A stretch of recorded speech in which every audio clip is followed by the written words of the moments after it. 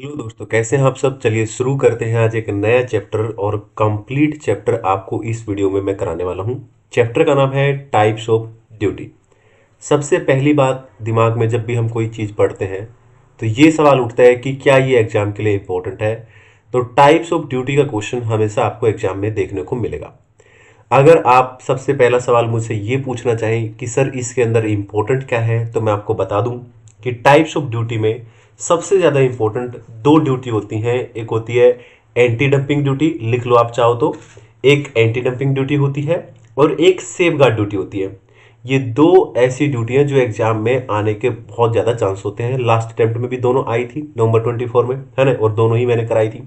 लेकिन जिस तरीके के पेपर अभी आए नवंबर में, उससे हमें ये सीखना चाहिए कि हमें कॉन्सेप्ट्स की डीपली नॉलेज होनी चाहिए।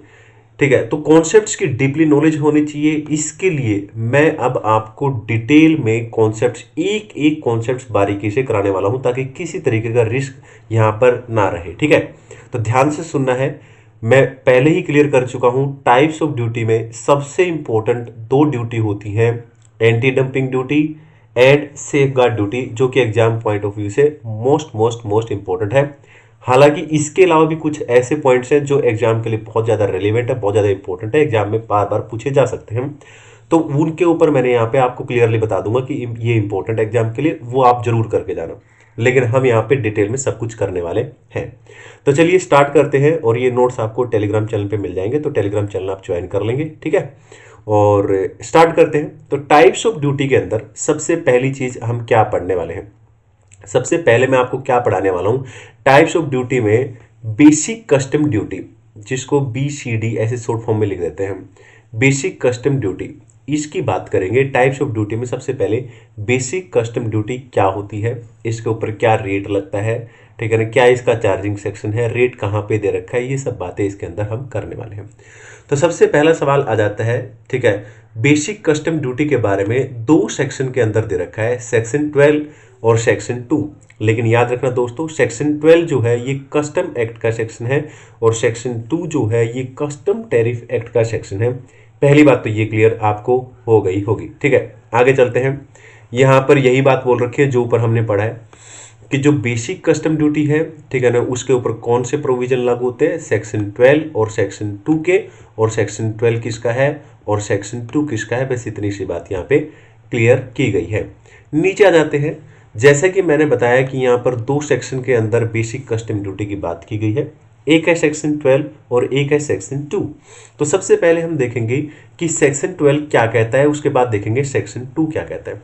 तो जो सेक्शन 12 है दोस्तों, ये चार्जिंग सेक्शन है। ये क्या है, चार्जिंग सेक्शन है। ठीक है, तो ये चार्जिंग सेक्शन बोलता क्या है, ये चार्जिंग सेक्शन हमें बताता है कि जो कस्टम, बेसिक कस्टम ड्यूटी की हम बात कर रहे हैं, जो बेसिक कस्टम ड्यूटी की हम बात कर रहे हैं, उसके रेट, ठीक है ना, किस रेट पर, वो रेट कहाँ पर दे रखा होगा, किसके ऊपर लगेगा।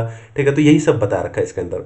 तो चार्जिंग सेक्शन बोलता है कि जो भी कस्टम्स ड्यूटी की आप बात कर रहे हैं, ठीक है ना, वो किस रेट पर लगेगा, ठीक है ना, वो रेट कहाँ पर दे रखा होगा, वो रेट स्पेसिफाइड होगा अंडर कस्टम टैरिफ एक्ट, वो हम पढ़ ही चुके हैं पहले ही। ठीक है ना, और दूसरा सेक्शन, सेक्शन 2 इसी का पढ़ेंगे, है ना। तो इसके अलावा जो ये कस्टम ड्यूटी होती है, बेसिक कस्टम ड्यूटी किसके ऊपर लगती है, इंपोर्ट एक्सपोर्ट, ठीक है ना, पर ये लग सकती है। तो यही बात यहाँ पर कुछ बोली गई है, इतनी रेलिवेंट है नहीं, बस इसको आपको पढ़ लेना था। अब यहाँ पे आ जाते हैं कि एक और सेक्शन दे रखा है, सेक्शन 2। ये सेक्शन 2 किसकी बात करता है, ये बेसिक कस्टम ड्यूटी का रेट की बात करता है। मैं आपको एक बात क्लियर कर दूं कि बेसिक कस्टम ड्यूटी का जो नॉर्मली जो रेट होता है दोस्तों, वो 10% होता है। ठीक है ना, जो बेसिक कस्टम ड्यूटी का जो रेट होता है, जब आप प्रैक्टिकल क्वेश्चन निकालेंगे, हमेशा 10% होता है। ठीक है, लेकिन फिर भी हम इसको डिटेल में पढ़ेंगे, कुछ पॉइंट्स यहाँ पे अच्छे दे रखे हैं। तो जब हम बात करते हैं बेसिक कस्टम ड्यूटी के रेट की एज पर सेक्शन 2, तो ये बात बोल रखी है कि ये रेट कहाँ पर दे रखा है, ठीक है ना, ये स्पेसिफाइड है फर्स्ट एंड सेकंड शेड्यूल के अंदर। अब सवाल ये उठता है कि फर्स्ट शेड्यूल और सेकंड शेड्यूल में यानी कि दोनों में दे रखा है, यस, लेकिन फर्स्ट शेड्यूल के अंदर जो ड्यूटी की रेट की बात की गई है वो इंपोर्ट ऑफ गुड्स की बात की गई है, यानी जो गुड्स हमने इंपोर्ट किया उसके रेट की बात की गई है, और जो गुड्स हमने एक्सपोर्ट किया गया है उसके रेट की बात सेकंड शेड्यूल के अंदर की गई है। और जो फर्स्ट शेड्यूल है दोस्तों उसके अंदर 5 कॉलम होते हैं, ये बात आप ध्यान रखना है। ये बारीकी से क्यों पढ़ा रहा हूं मैं इतनी, क्योंकि एमसीक्यू के लिए भी इंपॉर्टेंट बन जाती हैं बातें। तो यहाँ पर फर्स्ट शेड्यूल के अंदर 5 कॉलम दे रखे हैं दोस्तों, ठीक है ना, और ये कौन कौन से हैं? फर्स्ट कॉलम किसके लिए है? एचएसएन के लिए। सेकंड कॉलम किसके लिए? डिस्क्रिप्शन के लिए। थर्ड कॉलम किसके लिए? यूनिट के लिए। और फोर्थ कॉलम किसके लिए दोस्तों? ये तीर लगा के यहाँ पे बता रखा है मैंने, standard rate of basic custom duty बता रखा है, जो कि स्टैंडर्ड रेट कितना होता है 10%, जो कि आगे मैं आपको बताऊंगा भी, ठीक है ना। और फिफ्थ में क्या बता रखा है? Rate of duty. Rate of duty कौन सा रेट की बात कर रही है? ये प्रेफरेंशियल रेट ऑफ ड्यूटी की बात कर रही है। प्रेफरेंशियल रेट ऑफ ड्यूटी क्या होता है ये भी हम आगे बात करेंगे। आ जाते हैं और आगे की तरफ चलते हैं, नीचे आ जाते हैं, रेट की कंटिन्यू बात करते रहेंगे। जैसे कि हमने ऊपर बात करा कि स्टैंडर्ड रेट ऑफ ड्यूटी यानी कि नॉर्मली जो बेसिक कस्टम ड्यूटी का जो रेट होता है दोस्तों वो 10% होता है, ठीक है ना। एक बात तो ये क्लियर होगी जो इंपॉर्टेंट है ना। और ये है दोस्तों फर्स्ट पॉइंट के अंदर जितनी भी चीजें हमने पढ़ी है अभी तक, ठीक है ना, वो हमारे नॉलेज के लिए और एमसीक्यू के लिए जरूरी हमें कर लेनी थी और हमने कर भी ली।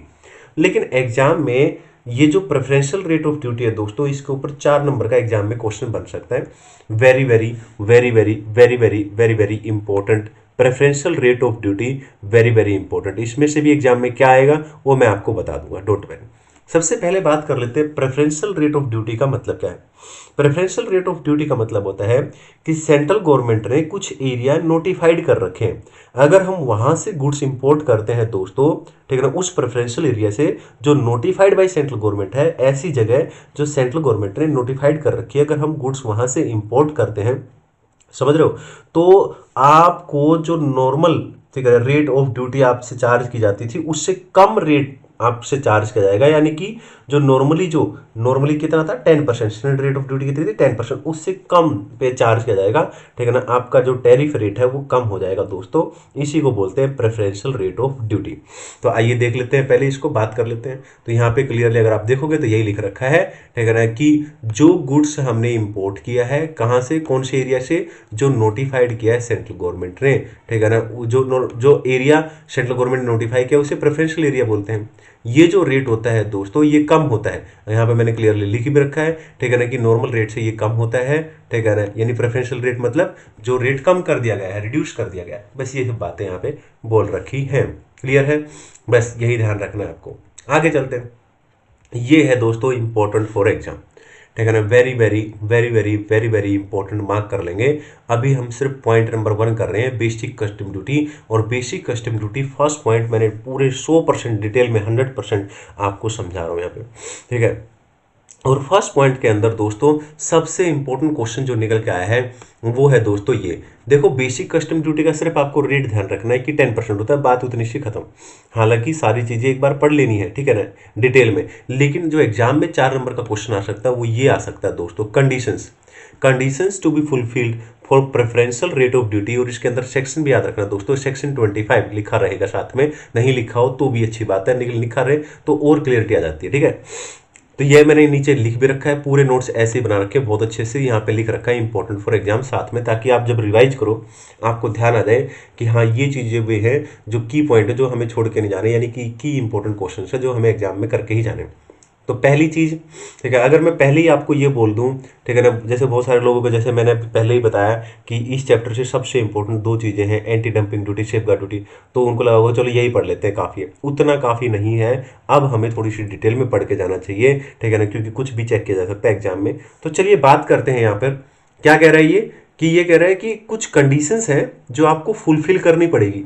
कब? अगर प्रेफरेंशियल रेट ऑफ ड्यूटी से आप कस्टम ड्यूटी पे करना, यानी जो बेसिक कस्टम ड्यूटी है ना, वो अगर preferential custom duty, preferential rate, ठीक है ना, जो कि लोअर होगा नॉर्मल रेट से, है ना, अगर आप उस रेट से ड्यूटी पे करना चाहते हैं, आप चाहते हैं कि वो रेट आपके ऊपर लगे, तो उसके लिए यहाँ पर मोटे मोटे 4 कंडीशंस दे रखी हैं। ये 4 नंबर का क्वेश्चन एग्जाम में बनेगा दोस्तों, हो सके तो इसको एज इट इज कर लेना, पहले इसको थोड़ा सा अंडरस्टैंड कर लेते हैं। आइए देख लें। तो सबसे पहला पॉइंट यहाँ पर जो आता है, यहाँ पर क्या लिख रखा है, at the time of importation, ठीक है ना, यानी कि जब हम गुड्स इंपोर्ट करते हैं, ठीक है। इंपोर्टर शुड, बस ये लाइन याद कर लेना कि importer should make a specific claim for preferential rate.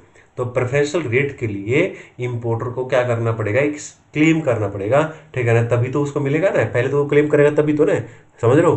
तो ये होगा दूसरा, ही शुड ऑल्सो क्लेम, इससे याद रख लेना दोस्तों, एक क्लेम दो क्लेम, यानी दो क्लेम करने पड़ेंगे उसे। He should also claim that goods are produce और manufacture in such preferential area, उसे ये भी क्लेम करना पड़ेगा, ठीक है ना, कि भाई जो गुड्स है ना और जो हमने मैन्युफैक्चर किया है वो उस प्रेफरेंशियल एरिया में ही मैन्युफैक्चर किया गया है। ये बात भी आपको ध्यान रखनी है दोस्तों। आई होप एकदम अच्छे से मजा आ रहा होगा, ठीक है ना। और अब आ जाते हैं नेक्स्ट पॉइंट पर, ये दो पॉइंट भी याद कर लेना दोस्तों, ठीक है ना। यहाँ पर ये बता रखा है कि जो एरिया है ना वो नोटिफाइड वाला एरिया होना चाहिए, कहाँ पर, ठीक है ना, अंडर सेक्शन 4(3), ठीक है ना, of custom tariff act to be preferential area, मतलब जो एरिया है ना दोस्तों प्रेफरेंशियल एरिया होना चाहिए, यानी नोटिफाइड बाय सेंट्रल गवर्नमेंट होना चाहिए। और ये नोटिफाइड कहाँ पे होता है, अंडर सेक्शन 4 सब सेक्शन 3, ये बता रखा है। The origin of goods shall be determine in accordance with, ये बता रखा है कि गुड्स का ओरिजिन कैसे डिसाइड होगा, तो ये बता रखा है कि ओरिजिन कैसे डिसाइड होगा, ठीक है ना, in accordance with rule made under section 4 sub section 2 of custom tariff act के हिसाब से क्या होगा कि गुड्स का ओरिजिन क्या है वो हमें पता लग जाएगा। ये 4 कंडीशंस आपको रट लेनी है, मैंने एकदम शानदार नोट्स बना रखे हैं, आपको ऐसे नोट्स कहीं नहीं मिलने वाले हैं। टेलीग्राम चैनल ज्वाइन कर लो, ठीक है ना, 100% आईडीटी फ्री में मैं आपको दूंगा, ठीक है ना, 100% फ्री में दूंगा, ठीक है ना, विद प्रैक्टिकल क्वेश्चन दूंगा। बस आपका एक काम है क्या, मैं यहाँ पर आपको 100% कॉन्सेप्ट दूंगा, मेरे से ज़्यादा डिटेल में कॉन्सेप्ट आपको कहीं नहीं मिलेंगे, ठीक है ना। इतनी अच्छे से कोशिश कर रहा हूँ देखो कि ज़्यादा से ज़्यादा अच्छा कर पाऊँ, ठीक है। और मतलब ये नहीं कहूँगा कि एकदम बिल्कुल आप ये जरूर कहूँगा कि आप एकदम अच्छे से साथ साथ में प्लीज़ पढ़ लेना, है ना। और आपको इतने अच्छे से पढ़ा देंगे, यहाँ पे इतने अच्छे से मैं इस चीज़ एक्सप्लेन करूँगा और साथ में आपको स्टडी मेट के सारे क्वेश्चन करा दूंगा, ठीक है ना। बस आपको एक काम करना है, किसी भी सर का आप कंपाइलर परचेज करके उस कंपाइलर का आप प्रैक्टिस करेंगे तो आप देखेंगे सारे क्वेश्चन आपको आते होंगे। तो चलिए दोस्तों चलते हैं अब आगे की तरफ। तो यहाँ पर पहला क्वेश्चन क्लियर हो गया आपको, ठीक है, एकदम शानदार तरीके से, बहुत अच्छा क्वेश्चन था, इंपॉर्टेंट मार्क कर लेंगे। और उसमें से सबसे इंपॉर्टेंट चीज़ क्या है, ये जो कंडीशंस मैंने यहाँ पे बताई है। अब यहाँ पे दूसरी चीज़ आ जाती है दोस्तों, इंटीग्रेटेड टेक्स्ट। देखो इंटीग्रेटेड टेक्स्ट सबको इस बारे में नॉलेज होता है, ठीक है ना, तो इसके ऊपर क्वेश्चन नहीं बनेगा ज़्यादा, है ना, ये इंपॉर्टेंट नहीं है एग्जाम के लिए, लेकिन तो भी हमें इसके बारे में नॉलेज होना चाहिए। इंटीग्रेटेड टेक्स्ट जो होता है दोस्तों, ठीक है ना, ये मैक्सिमम 40% का रेट हो सकता है। नॉर्मली जो जनरली जो रेट होता है, ठीक है ना, इंटीग्रेटेड टेक्स्ट मतलब, ठीक है, इंटीग्रेटेड ये जो होता है ना कि भाई अगर आप इंपोर्ट कर रहे हो, ठीक है, तो डेफिनेटली अगर आप गुड्स इंपोर्ट कर रहे हो तो आपके ऊपर बेसिक कस्टम ड्यूटी तो लगेगी ही, लेकिन बेसिक कस्टम ड्यूटी के अलावा आपके ऊपर जीएसटी भी लगेगा, और जीएसटी लगेगा तो उसके ऊपर यानी आपको आईजीएसटी देना है ना। तो अब वो आईजीएसटी जो रहेगा, जनरली जो रेट रहता है वो 18% रहता है, लेकिन मैक्सिमम कितना जा सकता है दोस्तों, 40% तक जा सकता है। बस ये बात है आपको ध्यान रखनी है, यही सब यहाँ पे लिख रखा है ना। और ये आइए इसको देख लेते हैं। तो बेसिक कस्टम ड्यूटी के अलावा ये रेट रहता है, जब आप गुड्स इंपोर्ट करते हो तो बेसिक कस्टम ड्यूटी तो देते ही हो, आप जीएसटी भी देते हो, ये सब बातें यहाँ पर बोली गई है। लेकिन मैक्सिमम कितना होगा, ये 40%, ये बात कहाँ लिख रखी, ये सब बातें मैंने बता रखी हैं, है ना। इसके अलावा ये बता रखा है कि जनरली जो रेट होता है, ठीक है ना, इसका वो क्या रहता है, 18% रहता है, लेकिन मैक्सिमम कितना रह सकता है, 40%। ये बस कुछ बातें जो आपको पता होनी चाहिए। आगे चलते हैं, अब यहाँ पे आ जाते हैं, अब हम करेंगे क्वेश्चन नंबर 3 के ऊपर। देखिए जिस चीज़ के ऊपर हमें टाइम लगाना चाहिए डेफिनेटली वहाँ पे टाइम लगाएंगे, और जहाँ लगता है कि ये मोटी मोटी चीज़ें हैं वो आपके बारे में आपको बता के और आगे बढ़ देंगे, ठीक है ना। आपको पूरी 100% चीज़ें फर्स्ट टाइम आप पढ़ रहे हो तो अगर आपको पूरी चीज़ें ढंग से पढ़नी चाहिए, राइट। आगे चलते हैं, अब यहाँ पे आ जाते हैं, नेक्स्ट चीज़ हम पढ़ने वाले हैं दोस्तों, GST compensation cess. GST compensation cess अगर आप ध्यान से सुनोगे तो आपको एकदम अभी याद हो जाएगा। जीएसटी कंपनसेशन सेस क्या होता था दोस्तों, कि गवर्नमेंट हमारे देश में, अपने देश में क्या लेके आई, जीएसटी ले आई, इंडिया के अंदर जीएसटी ले आई, है ना, और जीएसटी इंप्लीमेंट कर दिया। उसकी वजह से मान लो कुछ ऐसे स्टेट्स, कुछ स्टेट्स है जिनको लॉस हुआ, ठीक है, रेवेन्यू लॉस हुआ, तो गवर्नमेंट ने क्या किया, जीएसटी कंपनसेशन का कॉन्सेप्ट ले आई, ठीक है ना, ताकि उनको कंपनसेट कर सके उन स्टेट को जो उनको लॉस हुआ है। बस इसी को जीएसटी कंपनसेशन सेस बोला गया है, और अब इसकी डेट भी एक्सटेंड कर दी है, ठीक है ना। अब ये 31 मार्च 2026 तक, ठीक है ना, इसका कलेक्शन और लेवी हो सकता है दोस्तों, ठीक है। लेकिन एक बात जरूर ध्यान रखना है कि जीएसटी कंपनसेशन जो दोस्तों होता है, जीएसटी कंपनसेशन सेस, ये ओनली एंड ओनली एप्लीकेबल है सिर्फ उन्हीं गुड्स और सर्विसेज की सप्लाई पर जो सेंट्रल गवर्नमेंट ने नोटिफाइड किए हैं, ठीक है ना। और अभी तक सेंट्रल गवर्नमेंट ने जो नोटिफाइड किए हैं जैसे कि पान मसाला, टोबैको वगैरह, ठीक है ना, तो इस तरीके की चीजें की हैं। तो यही बात हम यहाँ पे पढ़ने वाले हैं। आ जाते हैं तो जीएसटी कंपनसेशन में यहाँ पर बता रखा है कि जीएसटी कंपनसेशन का सेक्शन वेक्शन ये सब चीज़ें बता रखी हैं। अब यहाँ पे जो मेन चीज़ है उस पर आ जाते हैं। ये बात है यहाँ पर जो मेन है आपको पता होनी चाहिए। यहाँ पर क्लियरली बोल रखा है जो मैंने आपको बताया था कि जीएसटी कंपनसेशन इम्प्लीमेंट हुआ जीएसटी के अंदर, ठीक है ना, जिसकी वजह से, ठीक है ना, कुछ स्टेट्स को लॉस हुआ। उस लॉस को कंपनसेशन करने के लिए, कंपनसेट करने के लिए जीएसटी कंपनसेशन सेस लाया गया, ठीक है ना। और अब इसकी लेवी और कलेक्शन, ठीक है, जो है, ठीक है ना, वो एक्सटेंड कर दिया गया है जीएसटी कंपनसेशन का 31 मार्च 2026 तक।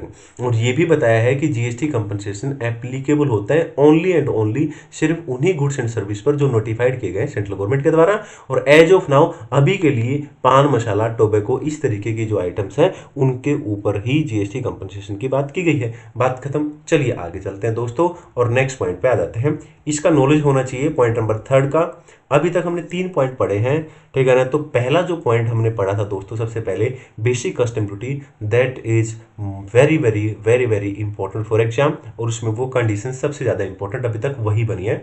बाकी सबका आपको नॉलेज होना चाहिए ताकि आप 100% पढ़ें पहले और फिर उसको आए एग्जाम में तो कम से कम उसको लिख पाए। अब यहाँ पे बात करते हैं नेक्स्ट क्वेश्चन की, यानी कि पॉइंट नंबर 4 की। पॉइंट नंबर 4 के अंदर सेक्शन 8 की बात कर रहे हैं।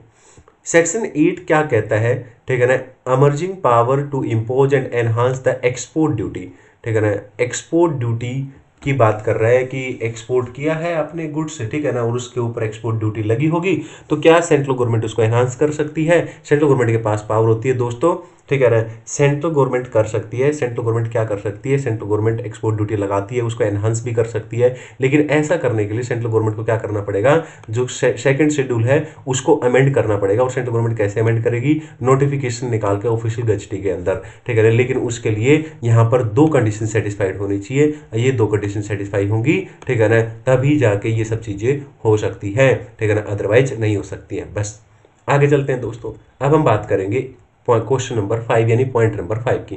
This is important for exam. आपको क्लियरली पता लग जाएगा, नोट्स के अंदर मैंने अलग से ही मेंशन कर रखा है, ठीक है ना, कि कौन सा क्वेश्चन एग्जाम के लिए इंपॉर्टेंट है। तो अभी तक पॉइंट नंबर 5 पे आ गए हम लोग और 5 पॉइंट में से एक पहला पॉइंट इंपॉर्टेंट था और एक ये इंपॉर्टेंट है। और पहले पॉइंट में कंडीशंस इंपॉर्टेंट थी और यहाँ पर ये पूरा का पूरा इंपॉर्टेंट है दोस्तों।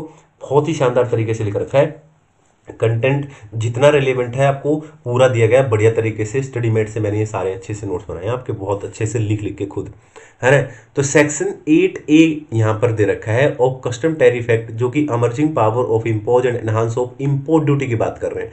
लग रहा होगा पिछला क्वेश्चन भी तो यही था, वो एक्सपोर्ट ड्यूटी था दोस्तों, ये इम्पोर्ट ड्यूटी है, वैसा सा ही है, ठीक है ना। लेकिन वो एक्सपोर्ट ड्यूटी के ऊपर था, ये इम्पोर्ट ड्यूटी के ऊपर है, ठीक है ना। तो ये कहता है, मैंने जैसा कि वहां पे भी पढ़ा था कि सेंट्रल गवर्नमेंट के पास पावर होती है। सेंट्रल गवर्नमेंट क्या करती है, इंपोर्ट ड्यूटी लगाती है और उसको एनहांस भी कर सकती है, ठीक है ना, आई होप। लेकिन यहाँ पर सेंट्रल गवर्नमेंट को क्या करना पड़ेगा, अमेंडमेंट करना पड़ेगा। किसके अंदर, फर्स्ट शेड्यूल, वहां पे सेकंड शेड्यूल लिखा था, यहाँ पे फर्स्ट शेड्यूल लिखा है। और सेंट्रल गवर्नमेंट कैसे करेगी, ये नोटिफिकेशन निकाल के इन ऑफिशियल गजटी। लेकिन उसके लिए दोस्तों यहाँ पर कुछ कंडीशंस है, वो कंडीशंस फुलफिल करेगी, ठीक है ना। ये कंडीशन फुलफिल करनी पड़ेगी, ठीक है ना, तभी क्या किया जा सकता है, ठीक है ना, इंपोर्ट ड्यूटी का एनहांसमेंट किया जा सकता है। ये कौन कौन सी कंडीशन है ये जरूर पढ़ेंगे क्योंकि एग्जाम के लिए इंपॉर्टेंट है। Goods would have been specified in first schedule, यानी कि जिस गुड्स की बात की गई है यहाँ पे वो गुड्स क्या होना चाहिए, फर्स्ट शेड्यूल के अंदर स्पेसिफाइड होना चाहिए। और सेंट्रल गवर्नमेंट इस बात से सेटिस्फाइड है कि भाई इस तरीके की सर्कमस्टांसिस है और हमें क्या है, ठीक है ना, एनहांसमेंट करना पड़ेगा, ये जरूरी है, ठीक है ना। तो ये बातें हैं और ये एज इट इज क्वेश्चन पूरा का पूरा याद होना चाहिए दोस्तों आपको,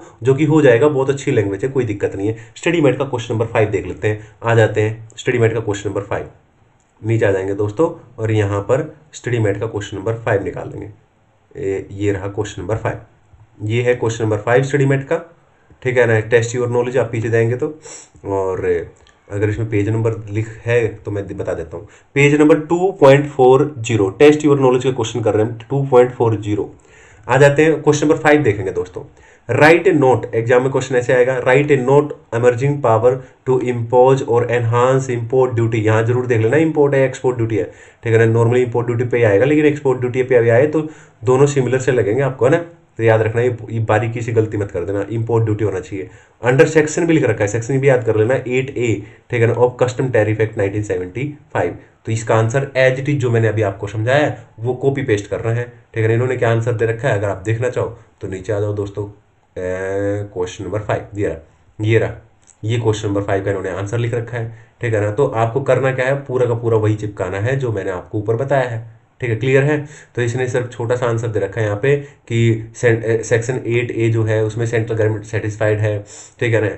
तो वो क्या कर सकती है, इंक्रीज कर सकती है रेट, लेकिन उसके लिए सर्कमस्टांसिस, वो कंडीशंस वगैरह की बात कर रखी है इसने, लेकिन फर्स्ट शेड्यूल में अमेंडमेंट करना पड़ेगा, ये सब बातें बता रखी है ना। तो इसका लिखने का तरीका, प्रेजेंटेशन, ये आप उसको कॉपी पेस्ट वैसा ही कर सकते हो, कोई दिक्कत नहीं है, ठीक है ना। मैंने भी स्टडी मेट से ही लिखा वो, कोई, है ना। चलते हैं आगे की तरफ और नेक्स्ट क्वेश्चन पे आ जाते हैं। तो हमने 5 क्वेश्चन कर लिए दोस्तों, एक बार मैं आपको बता दूं, ठीक है ना, फिर वापस आएंगे, ठीक है ना। ये है आपका पहला क्वेश्चन जो हमने पढ़ा, बेसिक कस्टम ड्यूटी क्या होता है। बेसिक कस्टम ड्यूटी के लिए एग्जाम के लिए इंपॉर्टेंट ये कंडीशंस हैं, 4 कंडीशंस 4 नंबर की, ओके। दूसरा पॉइंट आपको बस रिवाइज करना है, मतलब आपको पढ़ना है 2-3 बार, चाहे वीडियो से ही पढ़ लो, तीसरा पॉइंट भी और चौथा पॉइंट भी। लेकिन चौथा पॉइंट के अलावा 5वां पॉइंट बहुत इंपॉर्टेंट है, लेकिन चौथे पॉइंट में 5 में कंफ्यूज मत हो जाना, ये इंपोर्ट ड्यूटी पे वो एक्सपोर्ट ड्यूटी पे था, और दिस इज एग्जाम के लिए, this is very important for exam, ये एग्जाम के लिए इंपॉर्टेंट है, राइट, ठीक है। अब मैं एक बार आपको वापिस पुराना वाला क्वेश्चन दिखाऊं, ये वाला, इस क्वेश्चन पे आ जाऊँ। इसमें यहाँ पे जो ये क्वेश्चन दे रखा है कंडीशंस वाला, ये भी देखो क्वेश्चन नंबर 4 है स्टडी मेट का। देखो मैं आपको क्वेश्चन नंबर 4 दिखाता हूँ स्टडी मेट का, नीचे आ जाते हैं और स्टडी मेट का क्वेश्चन नंबर 4 देखते हैं। यहाँ पे आ जाते हैं, यानी कि 2 क्वेश्चन हो जाएंगे अभी तक हमारे। ये रहा, what are the conditions required to fulfil by the importer to make imported goods eligible preferential rate of duty under section 25। देखो सारी बातें वही लिख रखी है, मैंने कहा था सेक्शन भी ध्यान रखना, प्रेफरेंशियल रेट की ड्यूटी की कंडीशंस अभी यहाँ पे वही आपको चिपकानी है, 4 कंडीशंस, ठीक है ना। और इसने भी लिखी रखी होंगी कहीं ना कहीं, तो है ना। ये रही, ये आ जाते हैं क्वेश्चन नंबर इतने, ठीक है। और नीचे आ जाते हैं 3 के बाद है ये रहा, ये लो, ठीक है ना। ये होगी इसने, ये देखो 4 कंडीशन दे रखी है, ये रहा क्वेश्चन, है ना। तो 4 कंडीशन दे रखी है इसने, वही जो हमने वहाँ पे पढ़ी थी, ठीक है ना, बताया था मैंने आपको, ठीक है ना, कि भाई he should make a specific claim, ठीक है ना, ऑल्सो क्लेम, ठीक है ना, और क्या है, ठीक है ना, एरिया नोटिफाइड प्रेफरेंशियल एरिया होना चाहिए, ठीक है ना, और गुड्स ओरिजिन कहाँ से हुआ ये डिटरमाइन कैसे होगा, ये सेम कंडीशन, क्योंकि मैंने भी तो स्टडी मेट से ही नोट्स बनाए, ठीक है ना। सभी टीचर्स वही कंटेंट तो हमारा बेसिक तो वही रहता है ना। तो आई होप एकदम आपको अच्छे से समझ में आएगा हुआ और कॉन्फिडेंस भी आ रहा होगा, ठीक है ना। तो कंटिन्यू कर रहे हैं आगे और आगे पढ़ते हैं बाकी की।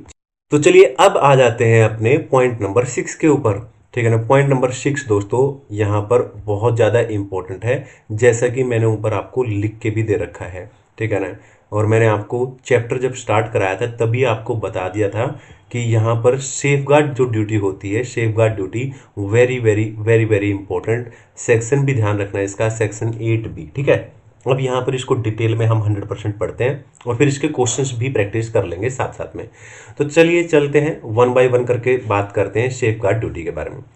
सबसे पहले पॉइंट जो दे रखी है, ठीक है ना, ये दे रखी है कि सर्कमस्टांसिस, यानी कौन कौन सी ऐसी सर्कमस्टांसिस हैं जिसमें सेफगार्ड ड्यूटी को इम्पोज किया जा सकता है सेंट्रल गवर्नमेंट के द्वारा। सेंट्रल गवर्नमेंट लगाती है दोस्तों सेफगार्ड ड्यूटी। अब सवाल ये उठता है कि कौन कौन सी सर्कमस्टांसिस में, तो सेंट्रल गवर्नमेंट क्या है, ठीक है ना। अगर सेंट्रल गवर्नमेंट सेटिस्फाइड हो जाती है और सेंट्रल गवर्नमेंट को लगता है, क्या सेंट्रल गवर्नमेंट इंक्वायरी करती है, उसको लगता है कि भाई वो सेटिस्फाई हो जाती है और उसको लगता है कि भाई क्या, कि जो any article where any article is imported into India in increased quantity, right, कि कोई आर्टिकल है वो इंडिया में इंपोर्ट किया है, ठीक है ना, मान लेते हैं उसकी कोई लिमिट लगा रखी है सेंट्रल गवर्नमेंट ने, उससे ज़्यादा में किया है, तो सेंट्रल गवर्नमेंट को लगता है कि अच्छा, ठीक है ना, such increase importation is causing serious injury to domestic market. और वो जो है, जो इंक्रीज हमने किया है, ठीक है, इंपोर्ट यानी कि जो भी प्रोडक्ट मंगाया होगा इंडिया के अंदर वो इंक्रीज क्वांटिटी में, जो इंक्रीज क्वांटिटी है वो हमारी डोमेस्टिक मार्केट को क्या कर रही है, इंजरी कर रही है। तो ये 2 बातों में, ठीक है, सेंट्रल गवर्नमेंट क्या कर सकती है, सर्कमस्टांसिस, समझ में आया। तो अब आ जाते हैं दूसरे पॉइंट के ऊपर, ऑब्जेक्टिव ऑफ सेफगार्ड मेजर्स, ठीक है ना। ऑब्जेक्टिव मतलब सेंट्रल गवर्नमेंट क्यों लगाएगी सेफगार्ड ड्यूटी या सेफगार्ड मेजर्स क्यों लगाएगी? क्योंकि भाई हमें भी तो अपनी डोमेस्टिक इंडस्ट्री को प्रोटेक्ट करना है ना, तो डोमेस्टिक इंडस्ट्री को प्रोटेक्ट करने के लिए ऐसा करेगी। ठीक है, चलिए ये भी क्लियर हो गया है। अब आ जाते हैं आगे कि सेफगार्ड मेजर्स किस किस तरीके से लगा सकती है सेंट्रल गवर्नमेंट। तो सबसे पहले हो सकता है कि किसी इंपोर्टर ने गुड्स इंपोर्ट किया, ठीक है ना, तो गवर्नमेंट क्या कर सकती है, उसके ऊपर सेफगार्ड ड्यूटी लगा सकती है, ठीक है ना, या फिर क्वाटा मतलब एक लिमिट फिक्स कर सकती है कि आप इससे ज़्यादा इंपोर्ट नहीं कर सकते, ठीक है ना, या अदर मेजर्स मतलब जो सेंट्रल गवर्नमेंट को लगता है कि डीम एप्रोप्रिएट, मतलब लगता है कि सही है ये, कोई और भी सेंट्रल गवर्नमेंट काम कर सकती है। आगे चलते हैं। धुंधला धुंधला धुंधला धुंधला ऐसे करके गाना भी है, मेरे को आता नहीं। अब यहाँ पे आ जाते हैं। नेक्स्ट जो क्वेश्चन है दोस्तों, उसके अंदर लिख रखा है कि ड्यूरेशन ऑफ सेफगार्ड मेजर्स, कि मतलब सेंट्रल गवर्नमेंट ने, ठीक है ना, अगर सेफगार्ड मेजर्स लगा दिए हैं तो उनकी ड्यूरेशन क्या रहेगी, ठीक है ना। नॉर्मली तो 4 साल रहती है, जब उनको इम्पोजिशन किया यानी इम्पोज किया है उसके बाद 4 साल तक रहेगा, लेकिन इस टाइम को एक्सटेंशन के बाद ये 10 साल तक हो सकती है ना। तो ये बात आप ध्यान रख लेना, एमसीक्यू के लिए रेलिवेंट हो सकती है। और थ्योरी पॉइंट ऑफ व्यू से दोस्तों, ठीक है ना, this is the most important question. ठीक है, यहाँ पे मैंने लिख भी रखा है, very very very very notes इतने शानदार बना रखे हैं आपके लिए, ठीक है। और मतलब एक वीडियो बनाने के लिए पीछे मतलब 5 या 6 या 7 घंटे की मेहनत, ठीक है ना। कभी कभी तो अगर चैप्टर थोड़ा बड़ा है तो 8-8 10-10 घंटे की मेहनत है, मतलब एक वीडियो बनाने के लिए 10 घंटे की मेहनत है। तो it is very very hard, very difficult to make a video, बहुत बहुत मुश्किल होता है दोस्तों, ठीक है ना। तो चलिए स्टार्ट करते हैं। यहाँ पे ये क्वेश्चन क्या है, सेफगार्ड मेजर्स के यहाँ पर कुछ रिलीफ या एग्जम्पशंस दे रखी हैं, ये आपको बताना चाहिए। As it is question exam में आ सकता है, very very very very important. और मैं स्टडी मैट के अंदर, ठीक है ना, सेफगार्ड मेजर्स के ऊपर 2 क्वेश्चन आपको दिखाने वाला हूँ, ठीक है, यानी कि सेफगार्ड ड्यूटी के ऊपर, राइट। तो सर चलिए इसके अंदर एग्जम्पशंस या रिलीफ 3 है दोस्तों, यहाँ पर आपको ध्यान रखने, ठीक है ना। एक 2 और तीसरा नीचे दे रखा होगा, ये रहा तीसरा। देखो वो वाला धुंधला थोड़ा खिंच गया फोटो, नहीं तो देखो मोबाइल अच्छा है मेरा, ऐसी बात नहीं है। चलिए आ जाते हैं। 3 चीजें याद करनी दोस्तों, यानी रिलीफ या एग्जम्पशन, यानी सेफगार्ड ड्यूटी किस किस पे नहीं लगेगी, ऐसा मान लो, है ना। तो article originating from a developing country, ठीक है ना, फ्रॉम ए डेवलपिंग कंट्री, और शेयर ऑफ इंपोर्ट, ठीक है ना, जो इंपोर्ट किया गया है दोस्तों उसका शेयर जो है वो टोटल इंपोर्ट का 3% से ज़्यादा नहीं है, तो फिर समझ जाओ, ठीक है ना, सेफगार्ड ड्यूटी नहीं लगेगी, ठीक है ना। Article originating from more than 1 developing country, एक डेवलपिंग कंट्री से ज़्यादा से, ठीक है ना, इंपोर्ट किया गया है, ठीक है ना, और ठीक है ना टोटल जो है, ठीक है, टोटल जो शेयर है इंपोर्ट का डज नॉट एक्सीड, ठीक है, does not exceed total import का 9% से ज़्यादा एक्सीड नहीं कर रहा है, यानी कि जितनी डेवलपिंग कंट्री उनका टोटल करके, राइट, है ना। ओके, ठीक है। तीसरा क्या याद करना है, ये याद करना है, ठीक है। इसके ऊपर सेपरेट अलग से भी एग्जाम में क्वेश्चन आ जाता है, इसलिए मैंने इसके ऊपर लिखा हुआ इंपॉर्टेंट फॉर एग्जाम। सेपरेट इस पॉइंट सिर्फ सी के ऊपर अलग से पूछा गया कई बार क्वेश्चन, तो आप इसको ध्यान से देख लेना। Safeguard measure shall not apply to article imported by, अगर 100% EOU, ठीक है ना, या कोई एक SEZ यूनिट है, अगर वो क्या करती है, ठीक है ना, इंपोर्ट करती है कोई भी, ठीक है ना, गुड्स, तो उस गुड्स के ऊपर सेफगार्ड ड्यूटी नहीं लगेगी, अनलेस, ठीक है ना, कब तक नहीं लगेगी, ठीक है ना, अगर स्पेसिफिकली मेड एप्लीकेबल, अगर नोटिफिकेशन निकाल के बोल ही दिया कि लगेगी तब तो लगेगी ना।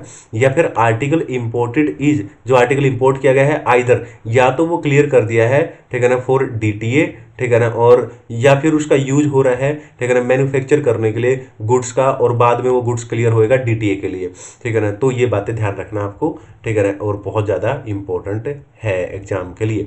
बाकी तो ये आप पढ़ सकते हो, प्रोविजनल असेसमेंट का भी एक पॉइंट है इसके अंदर, आप इसको भी जरा थोड़ा सा रीड कर लेना। अब आ जाते हैं आगे की तरफ, अब आ जाते हैं पॉइंट नंबर 7 पे, यानी कि सेक्शन 9। सेक्शन 9 जो है यहाँ पर बात करता है काउंटर वेलिंग ड्यूटी की दोस्तों। तो काउंटर वेलिंग ड्यूटी के अंदर भी 4-5 चीजें यहाँ पर दे रखी है, ठीक है ना, जो आप आसानी से आपको समझ में आ जाएंगी, इतने अच्छे तरीके से मैंने नोट्स बना रखे हैं ना। तो यहाँ पर ज़्यादा चैप्टर खींचना नहीं है अपने को, है ना।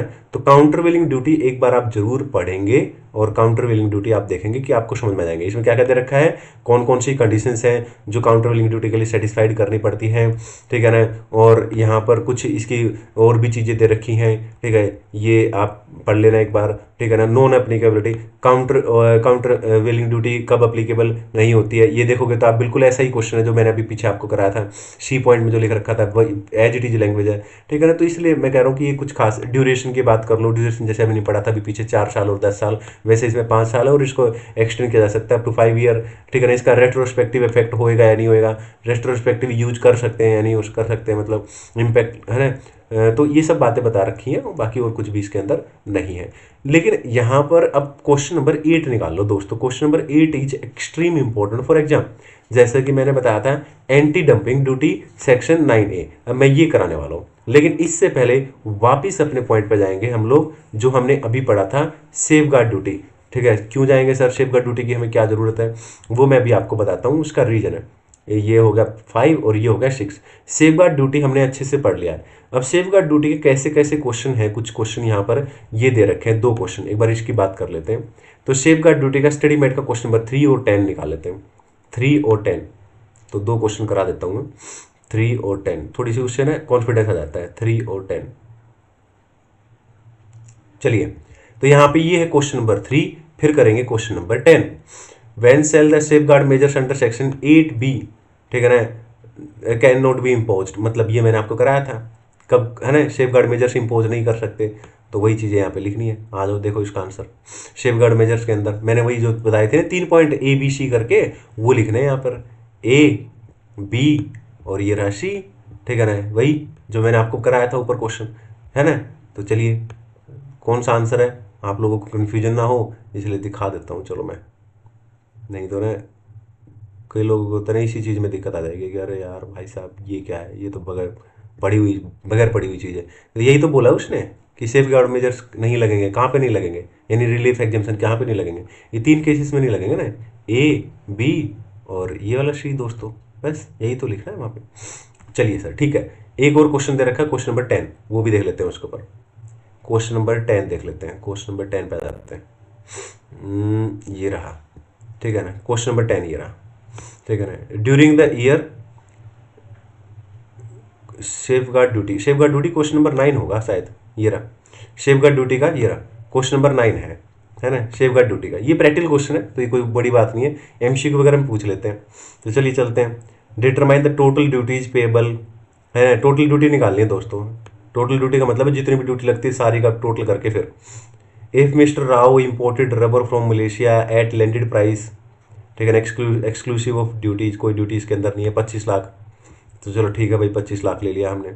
It has been notified by central government that share of import of rubber from developing country against total import to India exceed 5%। मैंने आपको बताया था ना, ठीक है ना, अगर शेयर ऑफ इम्पोर्ट अगर अप टू 3% है, हमने बात की थी ना दोस्तों, और एग्रीगेट में 9% है, ठीक है ना, तो then safe guard duty shall not be applicable, ठीक है, does not exceed up to 3% और 9%, then safe guard duty shall not be applicable, but in this case it exceed 3%, it means, ठीक है ना, एक्सीड 3% मतलब 3% से ज़्यादा ही है ना, जब 5% एक्सीड करा है, हाँ, तो it means safe guard duty shall be applicable. तो सेफ गार्ड ड्यूटी का रेट क्या दे रखा है यहाँ पे, ये दे रखा है safe guard duty 30%, safe guard duty 30%। तो क्या करेंगे, 25 लाख की वैल्यू है, उस पर 30% निकाल दो, तो 7,50,000।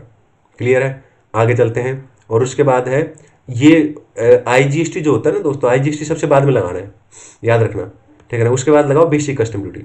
तो बेसिक कस्टम ड्यूटी किस पे निकलेगी, 25 लाख पे निकलेगी। बेसिक कस्टम ड्यूटी का रेट नॉर्मली 10% होता है, मैंने आपको पॉइंट नंबर 1 में बताया भी था, और इसमें लिख के दे रखा होगा, आपको टेंशन नहीं लेना।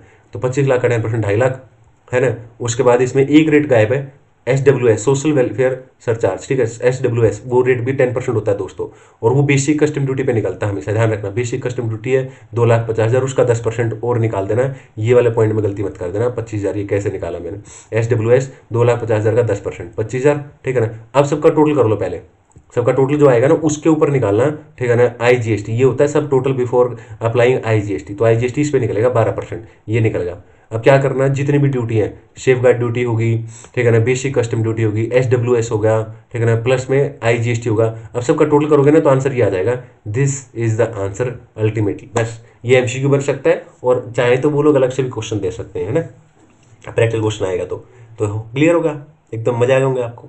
एक आधा क्वेश्चन और नहीं दे रखा है प्रैक्टिकल, और भी दे रखा होगा शेप गार्ड ड्यूटी पे कोई क्वेश्चन। ये रहा, देखो एक और क्वेश्चन दे रखा है शेप गार्ड ड्यूटी पे, ये भी करा देता हूँ। क्वेश्चन नंबर 6, क्वेश्चन नंबर 6 भी कर लेते हैं दोस्तों, मजे आ रहे होंगे आप लोगों को। डिटरमाइन कस्टम ड्यूटी पेबल, ठीक है ना। तो शेप गार्ड ड्यूटी का कॉन्सेप्ट है, कैसे पता लगेगा, इससे पता लग जाएगा। सेक्शन 8 भी दे रखा लिख के, और क्या, तो 2 हिंट दे रखे हैं, है ना। तो सबसे पहले क्या करना है, जो भी वैल्यू दे रखी है वैल्यू ले लो। 30 लाख दे रखी है, 30 लाख ले लिया वैल्यू, है ना। और शेयर ऑफ इम्पोर्ट देख लो, ठीक है ना, 3% से ज़्यादा है, बिल्कुल 3% से ज़्यादा है, तो इसका मतलब है शेप गार्ड ड्यूटी लगेगा, ठीक है ना। और 30 लाख का कितना कितना 30%, राइट, ये रेट दे रखा है 30%। 30 लाख का 30% कितना होता है, 9 लाख, बोलो क्लियर है। उसके बाद बेसिक कस्टम ड्यूटी का 10%, ठीक है ना। तो बेसिक कस्टम ड्यूटी का रेट कितना दे रखा है, 10% ना, तो 30 लाख का 10% कितना होता है, 3 लाख। और फिर उसके बाद SWS देखो, इसमें दे रखा है सोशल वेलफेयर सरचार्ज 10%, नहीं भी दे रखा तो भी अप्लाई करना है। किस पे अप्लाई करना है, याद रखना, हमेशा मैंने बताया था बेसिक कस्टम ड्यूटी। तो 3 लाख पे 10% कितना होगा, 30,000। और फिर सबका टोटल कर लेना, IGST सबसे बाद में लगाना है, ठीक है ना। इसके ऊपर IGST इंटीग्रेटेड टैक्स में यानी कि 12%, तो इसके ऊपर 12% निकल जाएगा। इसके ऊपर निकाला मैंने 12%, याद रखना दोस्तों, ये गलती मत कर देना, ठीक है ना। हो गया। अब क्या करना है, जितने भी टैक्स हैं वो सारे ऐड कर दो, ठीक है ना। तो पहला टैक्स हो गया 9 लाख, तो 9 लाख लिख लो। फिर 3 लाख हो गया, फिर 30,000 हो गया, और नीचे ये IGST हो गया, ठीक है ना। तो टोटल ये आ गया, ये पे करना पड़ेगा शेप गार्ड ड्यूटी। ये MCQ भी बन सकता है 2 नंबर का, MCQ बहुत अच्छे आते हैं, केस बेस है ना, अच्छे MCQ आते हैं, तो इतना बड़ा MCQ बना के दे सकते हैं वो आपको सिर्फ 2 नंबर में, ठीक है। और चाहे तो वो लोग इसका प्रैक्टिकल क्वेश्चन भी दे सकते हैं, ठीक है ना। इट कम्प्लीटली डिपेंड्स, ये उनकी चॉइस है ना। तो चलिए आगे चलते हैं, अब हम लोग आगे क्वेश्चन करते हैं, ठीक है। और टाइम वेस्ट अपन नहीं करेंगे सर, टाइम वेस्ट थोड़ी कर रहे हैं, बात तो आपकी सही है, फिर भी हम आगे पढ़ लेते हैं, है ना। चलिए आ जाते हैं। तो यहाँ पर मैंने काउंटरवेलिंग ड्यूटी की बात कर ली है, अब आ जाते हैं दोस्तों आगे की तरफ। और यहाँ पे अब हम लोग बात करने वाले हैं एंटी डंपिंग ड्यूटी की। एंटी डंपिंग ड्यूटी बहुत ज़्यादा इंपॉर्टेंट है एग्जाम के लिए, जैसा कि आप देख सकते हैं मैंने लिख भी रखा ऊपर। तो चलिए 1 बाय 1 करके इसकी बात कर लेते हैं, ठीक है। तो सबसे पहले होता है कि एंटी डंपिंग ड्यूटी है क्या। बेसिकली एंटी डंपिंग ड्यूटी है क्या, देखो, कोई एक्सपोर्टर है, एक्सपोर्टर मतलब हमारे देश का नहीं, किसी दूसरे देश का, ठीक है ना। कोई एक्सपोर्टर है, उसने वहां से, ठीक है ना, क्या किया, एक्सपोर्ट किया, कोई भी आर्टिकल एक्सपोर्ट किया उसने। Where an article is exported by an exporter from any country, मतलब किसी और कंट्री से, टू इंडिया, इंडिया को नॉर्मल वैल्यू से कम पर, मतलब जो नॉर्मली वैल्यू होती है, ठीक है ना, जो नॉर्मल वैल्यू होनी चाहिए थी उस नॉर्मल वैल्यू से कम पर। बोलो क्लियर है, ठीक है जी। तो दिक्कत है ना, गलत है, ठीक है ना। तो जब वो इंडिया में आएगा तो सेंट्रल गवर्नमेंट क्या करेगी उस पर एंटी डंपिंग ड्यूटी लगा देगी। क्या करेगी, एंटी डंपिंग ड्यूटी लगा देगी। तो ये यहाँ पे बोल रखा है, ठीक है ना। Where an article is exported by exporter from any country, किसी दूसरे देश का एक्सपोर्टर है, वहां से वो एक्सपोर्ट कर रहा है ना, इंडिया में माल भेज रहा है, और किस वैल्यू पर भेज रहा है, नॉर्मल वैल्यू से कम पर भेज रहा है। थोड़ी सी ठंड लगी हुई है दोस्तों, है ना, आप भी ध्यान रखना, ठंड हो रखी है। चलिए देन तब अपॉन, जब वो हमारे देश में आ जाएगा तो सेंट्रल गवर्नमेंट क्या करेगी, एंटी डंपिंग ड्यूटी लगा देगी, बस इतनी सी बात है, और कुछ भी इसमें नहीं है। अब यहाँ पर आगे लिख रखी है कि एंटी डंपिंग ड्यूटी लगाने के लिए कुछ कंडीशंस है जो फुलफिल करनी पड़ेंगी। There must be dumping, dumping होना चाहिए, और उस डंपिंग की वजह से क्या होना चाहिए, इंजरी होना चाहिए। चलो ठीक है, समझ में आती है बात है। आगे amount of anti dumping duty, amount कैसे कैलकुलेट करेंगे, अभी पिछले अटेम्प्ट में जैसे 2 नंबर का MCQ इसी पे आ गया था ना, तो MCQ आ सकता है इसके ऊपर। अमाउंट निकाल के दिखाओ एंटी डंपिंग ड्यूटी का, कैसे निकालोगे, याद रखना MI का फोन खरीदते हैं ना हम लोग, MI, M मतलब मार्जिन ऑफ डंपिंग, I मतलब इंजरी मार्जिन, इसे याद कर लेना, दोनों में से विच एवर इज लोअर। लेकिन सवाल ये है मार्जिन ऑफ डंपिंग कैसे निकालेंगे और इंजरी मार्जिन कैसे निकालेंगे, मार्जिन ऑफ डंपिंग और इंजरी मार्जिन, ठीक है ना। तो मार्जिन ऑफ डंपिंग कैसे निकालते हैं दोस्तों, नॉर्मल वैल्यू में से एक्सपोर्ट प्राइस माइनस कर दो, और इंजरी मार्जिन सेलिंग प्राइस में से लैंडेड वैल्यू माइनस कर दो। देखो लैंडेड वैल्यू नॉर्मली आप पहचान लोगे, ठीक है ना, और सेलिंग प्राइस याद रखना दोस्तों इंडिया के अंदर होना चाहिए, इंडिया से समझ लेना, उससे पहचान लेना। और नॉर्मल वैल्यू ये एक्सपोर्टिंग कंट्री की बात कर रहा है, ठीक है ना, तो एक्सपोर्टिंग कंट्री और एक्सपोर्ट प्राइस ये भी आपको पता लग जाएगा, ठीक है। तो ये क्वेश्चंस में सारी चीज़ें दे रखी होंगी, आप बस आइडेंटिफाई करना, उसको पुट कर देना और बीच एवरेज लोअर करके निकाल देना।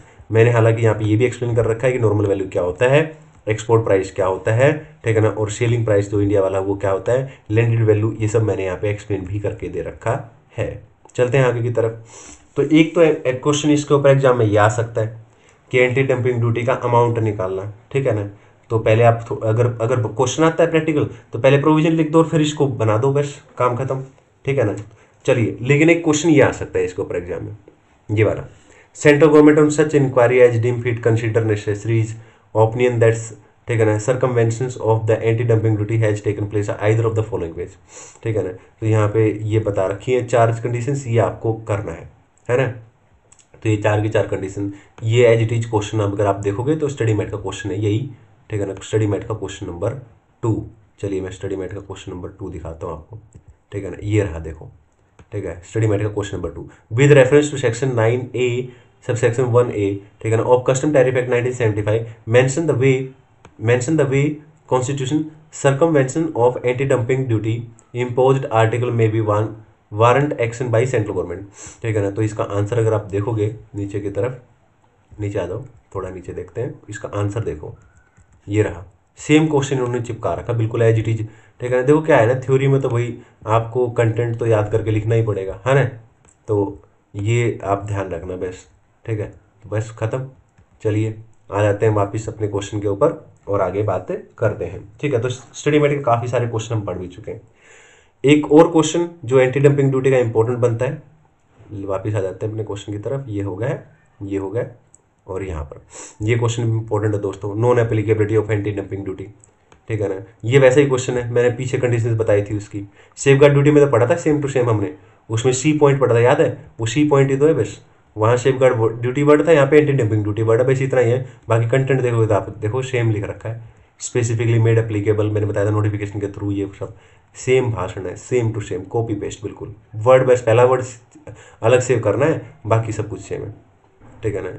ये क्वेश्चन स्टडी मेट का क्वेश्चन नंबर 8 है ये, ठीक है ना। ये भी एंटी डंपिंग ड्यूटी का क्वेश्चन है, इम्पोजिशन ऑफ है क्या रेट्रोस्पेक्टिवली, ठीक है ना। अभी नवंबर में शायद ये क्वेश्चन आया था, ठीक है ना, कि क्या एंटी डंपिंग ड्यूटी को रेट्रोस्पेक्टिवली, ठीक है ना, इफेक्ट हो सकता है उसका, ठीक है ना। इसके ऊपर क्वेश्चन था दोस्तों, ठीक है ना। तो आपको ये क्वेश्चन का आंसर लिखना था, ठीक है ना। If the following conditions are satisfied, अगर ये कंडीशन सेटिस्फाई हो जाती है देन सेंट्रल गवर्नमेंट में नोटिफिकेशन के थ्रू, ठीक है ना, एंटी डंपिंग ड्यूटी जो है रेट्रोस्पेक्टिवली लगाया जा सकता है, कोई दिक्कत नहीं है। लेकिन ये जो है सेल नोट भी बियॉन्ड 90 डेज, 90 डेज से पहले नहीं होना चाहिए, ठीक है ना। फ्रॉम द नोटिफिकेशन से बियॉन्ड 90 डेज नहीं हो सकता, ठीक है ना। और उसके अंदर ये दो कंडीशन यहाँ पे आपको लिखनी थी कि there is a history of dumping होना चाहिए, और जो डंपिंग है उसकी वजह से इंजरी होनी चाहिए, मशीन डंपिंग जो है उसकी वजह से इंजरी होनी चाहिए, बस ये है, ठीक है ना। ये क्वेश्चन कौन सा है, क्वेश्चन नंबर 8 है स्टडी मेट में, देखो आपको दिखा देता हूँ नीचे, क्वेश्चन नंबर 8, ये रहा क्वेश्चन नंबर 8, ठीक है।